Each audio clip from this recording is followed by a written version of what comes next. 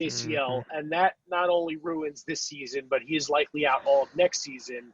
Because before we know it, all 30 teams will be back in training camp, I think, in some sort of bubble fashion in just 4 months. Because we're going to have a very short offseason, and the NBA will start back up with the 2021 season in December, and he's going to miss that too. I mean, he's going to be recovering from anywhere from 6 to 9 months to even a year.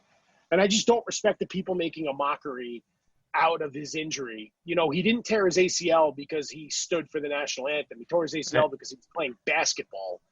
And he's a promising young dude. But this is shades of Kevin Durant, right? Because he was out, presumed out for the season in January, injured his knee. And because of the long layoff, he was able to come back. But the question has to be, did he come back too soon? Yeah. Because now he cost himself a year and change of his NBA playing career. Yeah, the lower body injuries, they talked a lot about the soft tissue ones. And I mean, these are the lower body injuries can often be from the ramp up. And so you feel for him.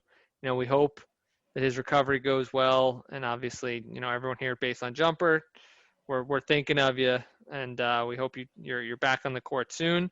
But, Jason, I do think we need to talk a little bit about some of the basketball that's being played as well. So I am going to That was segue my a little bit here. segue. That was my segue, Ben.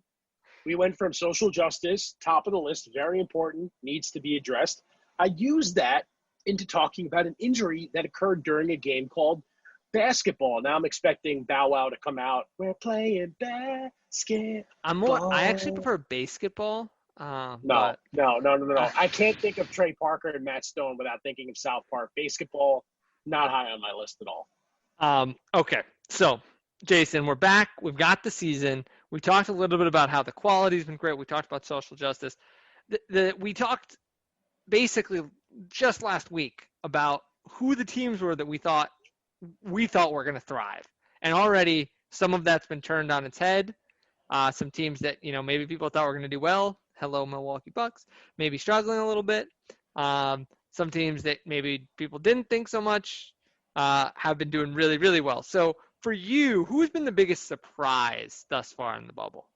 If I told you that there were only a handful of undefeated teams left in the bubble in the seeding games, small sample size, but two of those teams were the Indiana Yes. Pacers and the Phoenix Suns, what would you have said a week ago?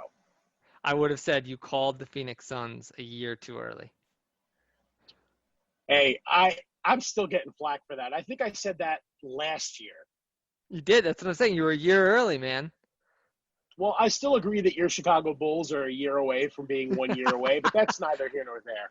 Okay, the Phoenix Suns are making this real interesting because 8 through 13 in the West are separated by 3.5 games with 5 to go. So this is anybody's for the taking. So I would say in the West, the Suns are fairly surprising. The Spurs pulling out two very, very good wins over the weekend. And then the Indiana Pacers, we weren't sure if Oladipo was going to play. Is he out? Is he in? He's in.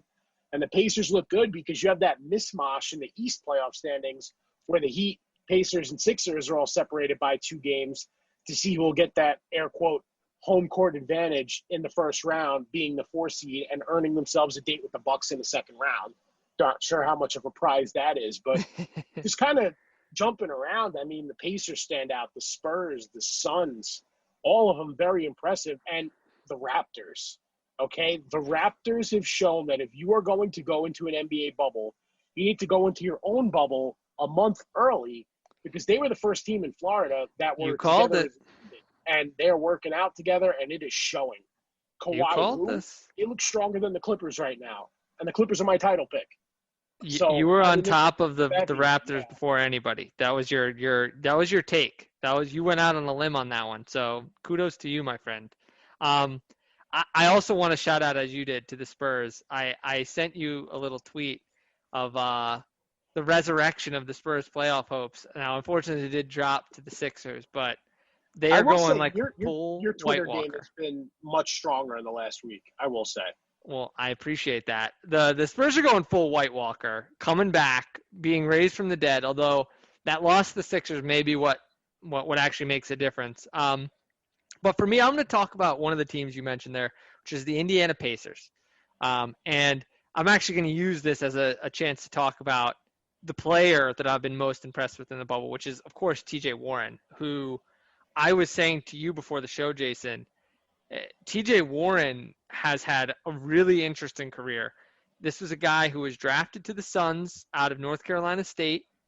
This was a guy who set scoring records following the late, great Skywalker David Thompson at NC State, breaking some of his records, which is really impressive. For those who don't know, David Thompson is actually the guy who Michael Jordan credits as being his inspiration. Many people falsely assume that it was Dr. J because of the kind of the highlight reel dunks, but Jordan has said that actually it was David Thompson who really inspired him. And it was a guy who a lot of people have credited as being kind of a pioneer, particularly in the ABA, as he had some serious lower body injuries as he got to the NBA. But at any rate, TJ Warren broke some of his records, and now he's showing that same scoring prowess, Jason, here on the Pacers, who are a little bit undermanned with Oladipo playing sparingly and Domantas Sabonis out. So he's been really good. He dropped 53, but more than anything, Jason, I think the two things that have stood out to me is his we have a few Kobe Bryant themed things here. His Mamba mentality, Jason. He just calmly took these shots and knocked them down. And in that same vein, the second thing is he's shooting threes, Jason, which was the knock on him coming into the league. He couldn't shoot. Well, guess what, Jason? He's at 50, 40, 80 something on his stat lines. He's shooting almost 40% from three. He's putting up 3 or 4 of those a game. He's knocking them down at a 40% clip. He's become an excellent shooter, and that's made him really tough to guard. And I think that this Pacer team is a little frisky. I think without Sabonis, it's going to be tough.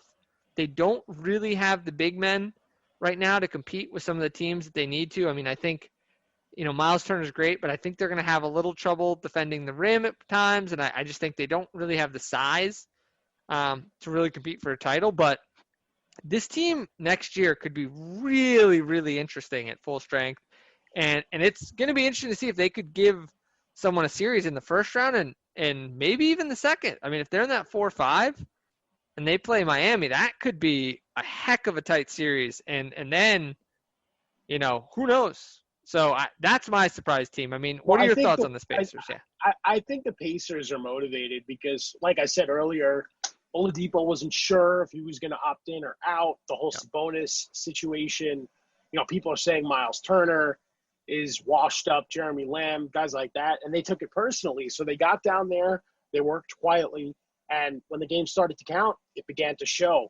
Warren scoring 53 points the other night on 20 of 29 shooting, 9 of 12 from 3.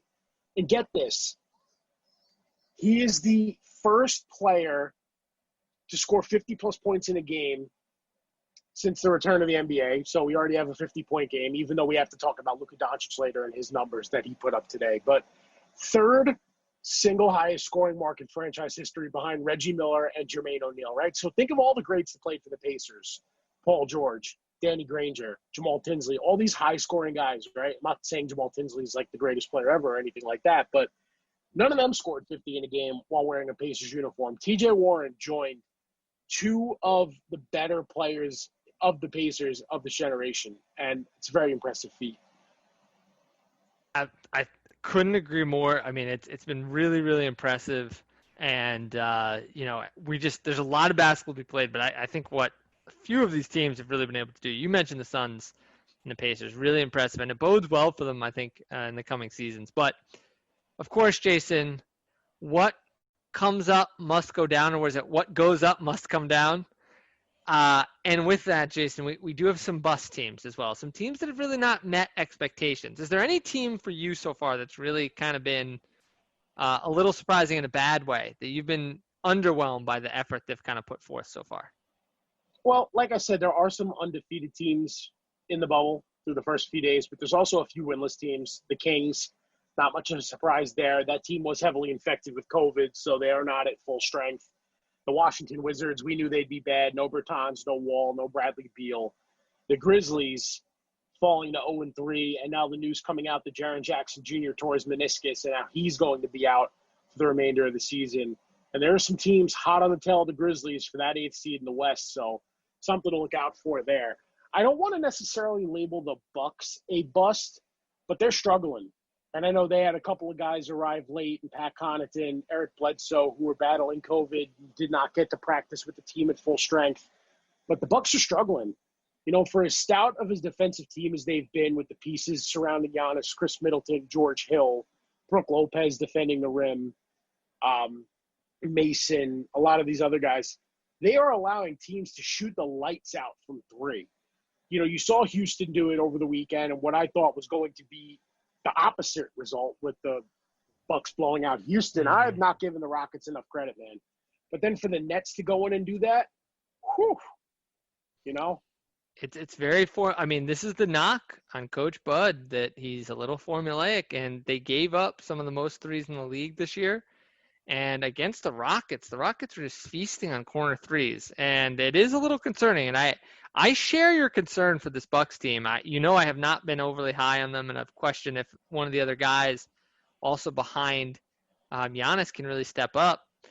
The other team, though, that's actually disappointed me a bit, Jason, with kind of some malaise, has been the Sixers. The Sixers have narrowly avoided. They lost to the Pacers, and they narrowly avoided another loss to the Spurs. You're talking bad about your second favorite team. It's tough, but they just don't look good. And they, the thing that was really disappointing was how sloppy they looked the first game. They were not, of all the games I've watched, no other team came out so unprepared for the first game. I've seen some effort lags, let's say, with a few folks. I mean, obviously, Zion's still trying to get into shape, and I think some of the big guys in general have struggled with that, just kind of getting back into the swing of things. But the Sixers just weren't ready, and you've got to think that the seat that Brett Brown is sitting on is getting awfully hot, because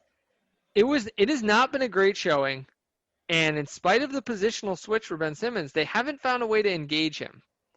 And it's becoming more and more clear that unless something big changes with this team, that's just not coming. It's just not coming. This is a person who I have been on the Sixers all year, and it's hard to believe at this point with the way that they're playing. Their defense has been sloppy. It's been inconsistent. It has not been connected. And Simmons doesn't know what to do out there. The only guy on the Sixers who is engaged play to play, and even he was quite sloppy in the first game, is Embiid. And I'm concerned about this team, Jason, and I am worried that the Sixers this season may end up with a first-round exit at this point, Jason, which is, way less than the kind of finals or bust that they had been proclaiming. And it seems more and more likely that that's just not going to happen this season. As unfair as this may sound, if the Sixers don't win minimum 2 playoff series, Brett Brown's got to be shown the door. Because either that has to happen, a coaching change, or they have to trade one of Simmons and Embiid. And I think Simmons would be the easier of the two to move, even though Embiid would be highly coveted. I think he'd command a lot more. So I think if they don't fire Brown, they have to trade Simmons. This roster doesn't fit. For everyone lauding them for letting Jimmy Butler go and getting Josh Richardson and spending all that money on Al Horford, it doesn't fit. You got a couple nice pieces. You got Tybal there. But it's not working, right? I mean, that's the problem. Yeah, you're absolutely right. But, I mean, I think the other point, you kind of highlighted this, is the East feels wide open. With the Bucks struggling the way they are, and yes, I know, before you come at me in the mentions here, yes, I know that the Bucks did not play all of their players all of the minutes in the most recent game today against the Nets. I know that most of their starters didn't play more than 20 minutes. I get it. The Nets do not have, Jason, let's see if we can list them all. They lost Jamal Crawford in the first half, I believe. They don't have Kevin Durant. They don't have Kyrie Irving. They don't have Jared Allen. They don't have DeAndre Jordan. They don't have Karis LeVert for this game. And no Joe Harris, I think, if I'm not mistaken. And no Wilson Chandler, if you want to throw him in there.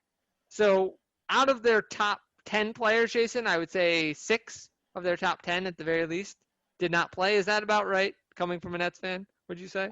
it was well, I'm not counting Nicholas Claxton, but they were missing their top 9 players. Kevin Durant,